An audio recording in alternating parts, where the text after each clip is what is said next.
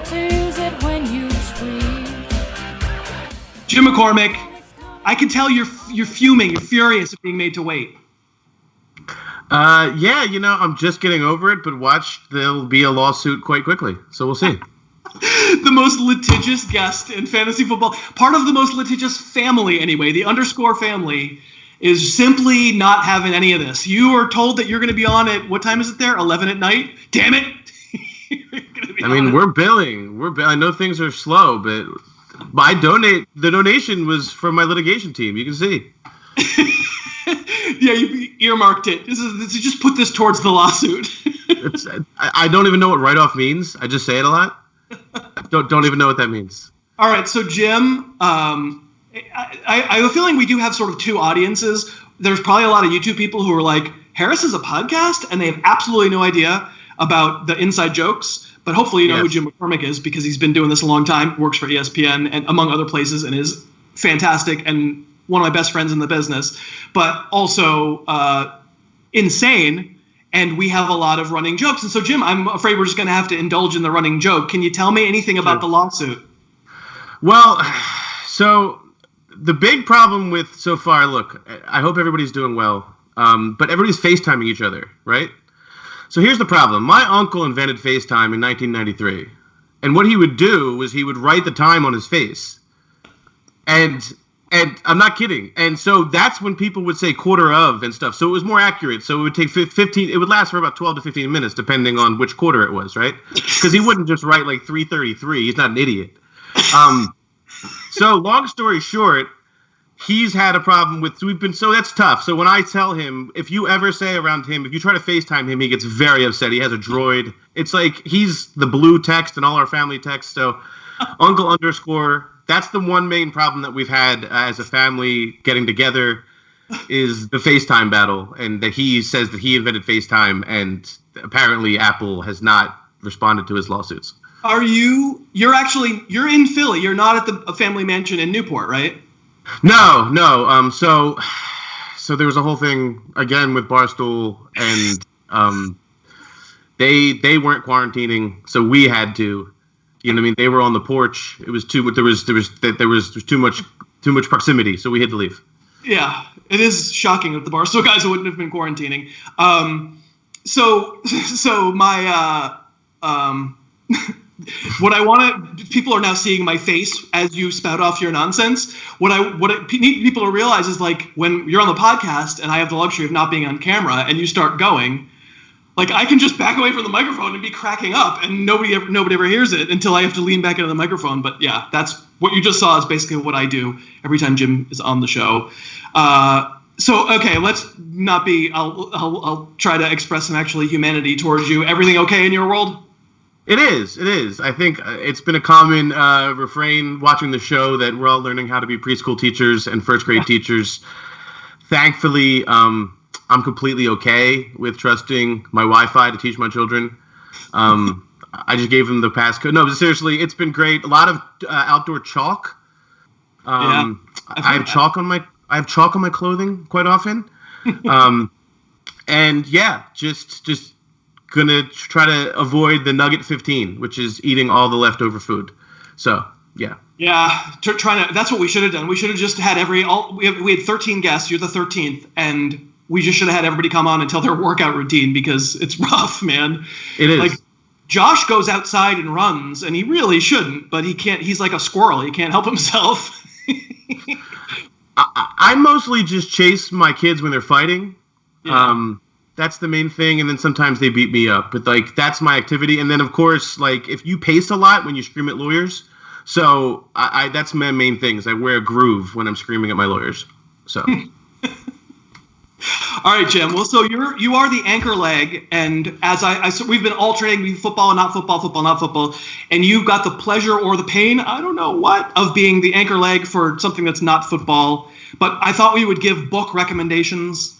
They could be nonfiction. They could be, in my case, it's always going to be fiction. I don't read any nonfiction. And I didn't really, again, as I did with when we did music and movies and TV, I didn't really give any instructions. Just, hey, books. They could be themed, They could be not, that you might recommend that people want to check out. during some time where they maybe have more free time than you hoped. I'll tell you what. While we do this, we're getting towards the end. I know this is not for you, buddy. This is for you because it's not for you. One of the benefits of being a premium seltzer drinker is that even in the rush and the hoarding, nobody hoards premium seltzer except alcoholics. So it's good. Well, so I know that's for you. That was for you. Thank you. Yeah. So what did you have any criteria as we were coming up with these 5 books? Did you have any common theme or just kind of 5 books that you liked? I'm naturally just very nonfiction and biographies and like fun sports, like goofy fun sports biopics is my main thing. Fantastic. And I think that's a great counterweight because mine, I intentionally went, as Cousin Josh says, annoying. I intentionally went, mine is going to be, I'm not even joking, I called it the Infinite Jest Memorial List. Okay, yeah. So I know I have a lot of sports fans who maybe they read my books are here, by the way. These are my books. So I just actually am just going to do my 4 books. That's going to be my list. This is going to be my 4 books. Not really. That a lot of people have bought my books, and I really am appreciative, and that's wonderful. But I know I have like literary snob listeners too, and so my list is for the people who want a big freaking tome that has a world that you can get totally lost in, that's maybe somewhat confusing, that's a little hard work, but that's the kind of book that I like. So most people watching this, don't be crazy, just take Jim's advice. But give me your first one. All right, so I know people are excited about this ESPN Michael Jordan documentary that's coming out, The Last Dance. Yeah, I've heard of it. Like Dave, I was Skyping with Dave Hewitt. He has a big old Bulls pennant in the back of his rec room. Obviously, like everybody knows about the early Bulls, right? Barons obviously grew up like crying to Michael Jordan. In any case, the book that is The Jordan Rules by Sam Smith. He was embedded in the 1990-91 season, and it's Beatles. This is like when they were still getting beat up by Detroit. And it's just, you find all these anecdotes is what I love, these rich little weird anecdotes. Like when Doug Collins was the coach, Michael Jordan would time up his number 2 during his pregame speech. So like everybody knew that. So how could you respect the coach when the best player was like, I'm going to go to the bathroom when you're about to get us ready? But it's incredible. And like, you just see kind of what a sociopath Jordan is, for lack of a better word. But it's a great detailed, like woven book. And it was like, before the embedded kind of writer thing was big. And so this guy, Sam Smith, who was with the Chicago Sun for like ever, he got a full year with the Bulls, and it was like, it's pretty cool. And what's crazy about that is the whole embedded reporter motif has gotten so well worn, and any athlete now has grown up in the culture that understands that you should be political around those people, that I don't even know if those people get good stuff anymore. Right, yeah. In the case of this guy would get, he would get Horace Grant like crying in the lobby, like, you know what I mean, like, so. All right, so my list is not for the faint of heart. My list is the Infinite Jest Memorial List. It's the list of books that people abandon, they get mad at. I fully own my snobbishness when it comes to literature. I apologize. I am rereading. Oh my God, I'm going to say this out loud, and people are going to be like, weasel. I'm rereading Gravity's Rainbow. I'm like 100 pages from the end of Gravity's Rainbow. I read it probably in my early 20s. Thomas Pynchon, one of my favorite writers of all time, great postmodernist. This is like 1973. It's a novel nominally about World War II, but it is really weird. It's extremely strange. It's about a guy who's an American GI who, when he was a baby, had his penis tested with this material that would then subsequently be turned into rockets. So when we meet him in London, he's having sex with lots of women, and everywhere he has sex, a rocket lands and kills people. And that's just the very beginning. It is crazy and wild, but it is absolute genius. 1973, I think it was given the National Book Award, and then it was taken away because it was considered too profane. Like there were swears in it and stuff. It changed literature, and it is an text for many of these big, unwieldy opuses, and it's a punchline. I mean, people make fun of the fact that you like Gravity's Rainbow, but I don't care. I like Gravity's Rainbow. They could rebrand that for Netflix and just be like Rocket Penis, and it would just be such a hit. It really, I mean, it just sounds interesting. It captures me. It's like along the lines of. All right, number 2 for you. All right, so this is Football for a Buck, at the USFL. Jeff Pearlman. It's basically, again, another deep dive. It's not an embedding. It's going back to the USFL, but he pieces together kind of all the patchwork of the USFL. And again, just awesome, fun anecdotes. Like the San Antonio team, like on Thursdays, like everybody would fake injuries to rush to the bank because like the 8th guy there, his check would bounce. Like the whole Steve Young negotiation with Lee Steinberg, like the owner was getting drunk and coming into the room and like flipping over chairs. Just everything about that league was upside down. Obviously, there's also the entire irony of Donald Trump railroading the league. And taking it, and what was interesting is that I didn't know, and this isn't a spoiler, it's all part of anybody who knows about the USFL, was how legitimate their antitrust case was, and how dirty the NFL was with like their espionage, but it got ruined because of the hubris of Trump. So, but it's a really interesting look. I knew about the USFL. It was a little before my time. But just also the quality of players in it. It was interesting, and I think any football fan is a really quick read. Did you see the ESPN doc? I did, yeah. So it's along the lines of that. It's those fun anecdotes. It's just a little deeper than that, a little deeper. And and Pearlman, what's cool about it is like he gets to some guys who basically had never spoken about their experiences before, because some guys really got burnt. Other funny anecdote was the Houston team couldn't afford the charter home. They just the owner couldn't afford it, so they had to they took half of a commercial flight up, and they all got drunk and fought on the plane. But in any case, it's a great anecdote-rich book. All right, I have another big book that's easier than Gravity's Rainbow, and I love it. It was made into a terrible movie that came out a couple of years ago, but it is genius. Some of these I've mentioned on a podcast that I did back in 2016, my top 10 novels of all time. But again, I'm trying to find the big ones that kind of you'll live with for a long time. It's London Fields by Martin Amis. What's it about? It's a murder mystery where you know who is going to get killed all the way through, and you just don't know who did it. And she's acting like she doesn't want to live anymore, the victim, and she's trying to manipulate these dumb men into killing her. And it is funny and mean and English and absolute genius. I think it's a great end. I never saw it coming. It's a long apocalyptic sort of book, but I think you'll get lost in it. Apocalyptic in that it just feels like the end of the world in the book, but nothing's end of there's like a crisis where the first lady is supposedly missing, and it's all sort of background noise that doesn't matter that much, but just it's sort of the end of the millennium. I think it was maybe 1999 is when it came out, and Martin Amis is a great writer, but I don't think he's ever written anything better since. So London Fields, wildly recommended. You. All right. My next one is not sports. It's the only non-sports one that I have. It's All the Pieces Matter by Jonathan Abrams. It's about The Wire.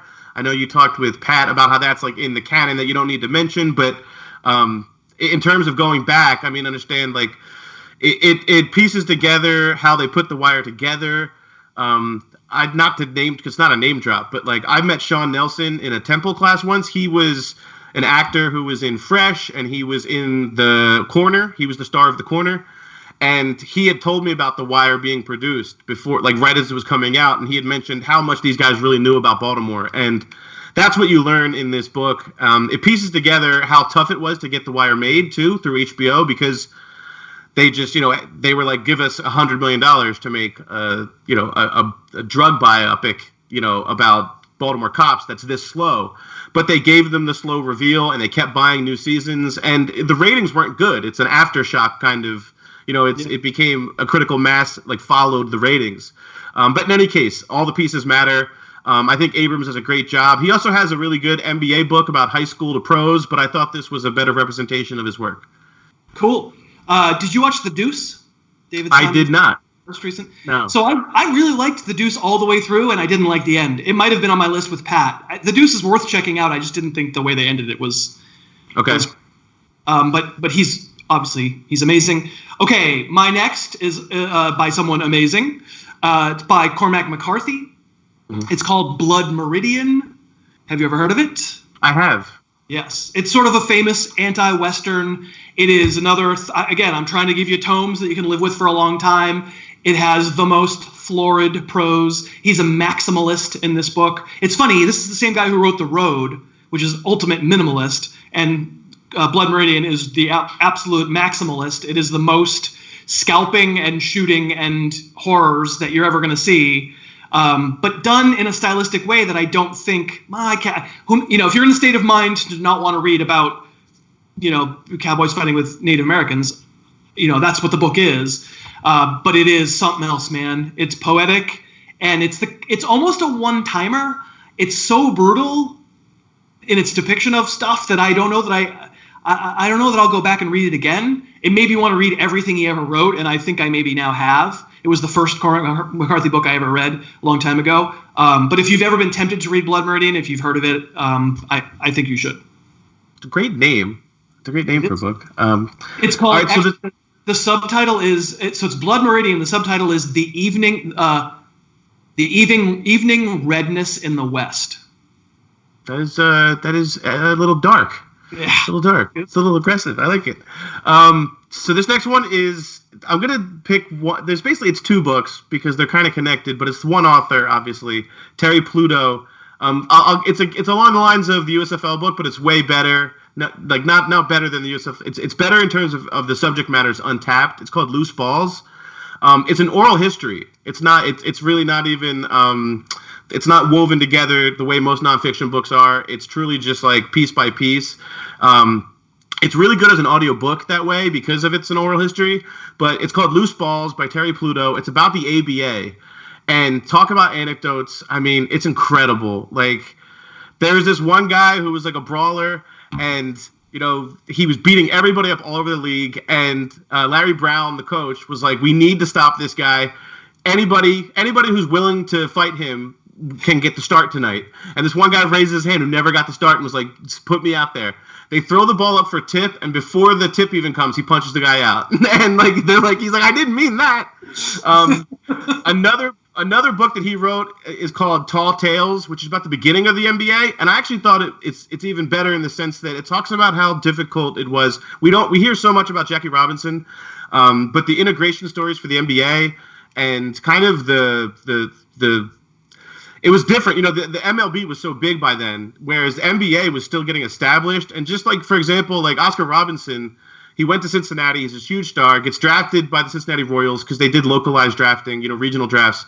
And he couldn't eat with his team. Yeah. You know what I mean? Like, so it's just, and to talk about like and these players are really open about it in this book. It's not an oral history the way that Loose Balls is, but it does weave together a lot of personal tales. So Tall Tales and Loose Balls, like very different in their tone, but really cool if you want to go back and get the history of basketball.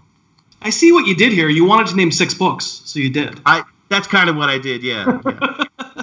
That's fine. Another big, long, also postmodern. I think I read this book in a postmodern fiction in undergraduate, so it must be postmodern. The first time, I think I've read it. Yeah, I read it once since. It's called The Golden Notebook. It's by Doris Lessing, who was a South African woman who emigrated to London in her 20s, I think, and was an eminent literary presence in London for like 70 years. She passed away maybe like 10 years ago, but she was 90-something, right? She was there for a long time, wrote a lot of books, actually wrote a lot of science fiction that I couldn't get into, but a lot of people like. A big voice in feminist fiction. The Golden Notebook is, it's something else, man. It's a series of notebooks where this woman is trying to capture what her life is like. So there's the blue notebook for her actual life, the red notebook for her dealings with the Communist Party in London, and the black notebook for her romantic life, and it's like one of the first sexually explicit type books.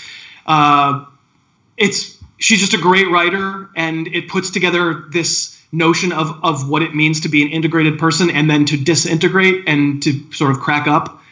I feel like as a profile of what it's like to be a person, we all know what it's like to be a person and have all these different selves in us, and to to just feel pushed and pressed by all these different forces in our life, but it's so hard to ever find a piece of art that actually captures what that's like. And this book, for me, captures what that's like. It's called The Golden Notebook. It's not depressing necessarily. There's serious stuff in it, but it's just an incredible piece of work. All right, we have one left each. What do you got? All right, this is another sports biopic. I'm actually in the middle of it now. It's one of the better in terms of how deep it goes into the life. It's Ali, A Life by Jonathan Eeg. It's just like it's like the seminal Muhammad Ali biography. It's awesome. It's really slow and winding in terms of his affiliation and flirtation with with his transition to becoming a black Muslim and his affiliation with Malcolm X, and also just his youth coming up and just like his stories. And it's really cool. And I'm a huge boxing fan and a huge Ali fan. And so to learn more about him, and like you were talking about the compartmentalization of people, you learn a lot about who he really was and about like his behind the facade and who he really was, because obviously before my time, but just like how he came into pop culture and how he kind of read the scene. His biggest inspirations were like early vaudeville wrestlers, and like to learn because he learned that these guys could sell in Hartford, Connecticut. They could sell out because they knew how to get the crowd going. So in any case, and that was he was really hated. I don't think people understand that. Like he was hated because he was this like cocky, confident young black man. So in any case, it's really interesting, and it's more serious than I think most of these other ones that I've mentioned. And I mean, again, it's before my time too, but my dad would tell me that, like, now he's sainted. He's obviously passed, right. But for the second half of his life, he was the sainted Muhammad Ali. He was the most important and popular athlete of the 20th century. He was voted that by Sports Illustrated, and rightly so. He was a big part of changing life for tens of millions of African Americans. What gets lost in the sainthood is the details that you're talking about. No, for sure. It's also like the transition also that he saw as a businessman and all these things. He really evolves throughout the book, obviously, because he's evolving. But the detail that they get about like his backers in Louisville, and you just see kind of you just see the growth of the man. It's really interesting. It almost feels like a fiction book because of how unbelievable his life was. Because like he went from like a junior in high school, and then like 18 months later he's like standing with the gold in Rome, as like this young man. So it's like it is kind of an epic.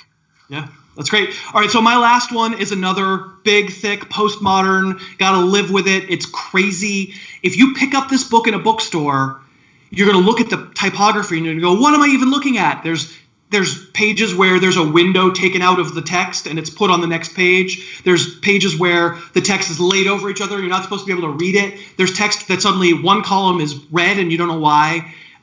It is a weird experience, but it's actually really accessible. It's called House of Leaves by Mark Danielewski. It's spelled Mark Danielewski. I think it's Danielewski, but either way. Do you remember the musician, a woman named Poe from like the late 90s? Remember her? Yeah. She had that Hello, Hello song, remember? Mm-hmm. Yeah. This is her brother. Oh, okay. And so this is called House of Leaves. It's about a haunted house. It's about a guy who buys a house with his family and discovers that it's haunted and starts to try to explore it, except for the metaphysics of how it's haunted. Like he needs spelunking. Suddenly down a stairway, he'll go and it's black and he'll go into the dark for 2 weeks and not come back and have to try to map it out. And the book starts to take the form of the house, of the insanity of this house actually being this, and he goes kind of crazy. It is something else, man. I read this in Austin like 2014 or something. I want to get it. I don't have a copy here in Los Angeles. I want to get a copy because I want to read it again. It is a big, thick book that takes a long time, and you have to pay attention. So are all the ones that I mentioned, but it is something else. It is, wow. It's like experiential. Yeah, it sounds like it's experiential for sure. It is. It's like a movie. It sounds like it's built my for it to list be. is very much meant to be for the snobby people. Please don't. If you're like, I don't know, I prefer to read, Crazy sports stuff. Yeah. Or like, listen, I need to escape. I don't really want to think that much when I'm reading. That's not fine. That's not. I don't judge that. That's fine. These books are probably not for you. And as with every guest, in the show notes, eventually we will get all of our picks in one place where you can come back and at least look, and then you can look them up and you can go, all right, all of Harris's are out, but Josh's sounded pretty good. Jim's sounded pretty good. That'll be great. All right, Jim McCormick. I don't know if you understand what you mean to me. I love you, man. And I love you too. The idea that you're always there for me, I really appreciate it. It's a serious time, and I think about you all the time. I hope you guys are doing the right things. I know you are. So please be safe, and I'll talk to you soon, okay? Hey, man, thank you for what you're doing here. I really appreciate it. All right. That's Jim McCormick. He's the _ Baron. He's the best around. No one's ever going to break him down because he's from Rocky 3 or 4 or something. Thanks so much for watching. Please, please, please smash that like button, write a comment, tell us who else you'd like to see us review film on, and of course, best of all, please subscribe to our channel and then click that little bell above the subscribe button and you'll be notified whenever we post a new video.